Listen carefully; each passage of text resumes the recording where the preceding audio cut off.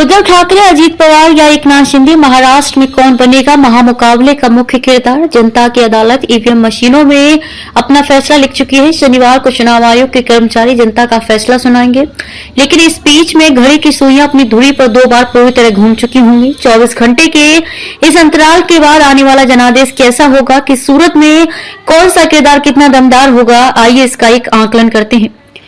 BJP सबसे बड़ी किरदार, इस खेल की सबसे बड़ी किरदार बीजेपी है। विधानसभा में सबसे ज्यादा विधायक होने के बाद भी 2.5 साल सत्ता विहीन और 5 साल से मुख्यमंत्री विहीन है।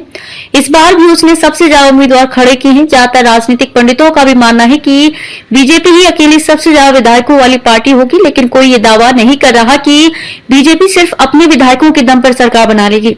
100 से कम हुए विधायक तो 2019 में बीजेपी के 105 विधायक थे। इस बार इतने ऐसे ज्यादा कि जीतने की संभावना कम ही है। अगर बीजेपी के 100 से कम विधायक जीत कर आते हैं तो खेल दिलचस्प होगा। बीजेपी सत्ता के लिए फिर शिंदे और अजीत पर निर्भर हो जाएगी।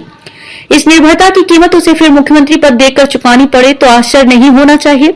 मराठा मुख्यमंत्री के रूप में एकनाथ शिंदे और अजीत पवार दोनों ही तैयार बैठे हैं। जनता ने इनको कितने नंबर दिए हैं, इस पर सारा खेल निर्भर है। निर्दलीय होंगे पहली पसंद। इस बार बड़ी संख्या में बागी और निर्दलीयों ने चुनाव लड़ा है। अगर वे अच्छी खासी संख्या में जीते तो शिंदे और अजीत से पहले बीजेपी उन्हें ही पसंद करेगी।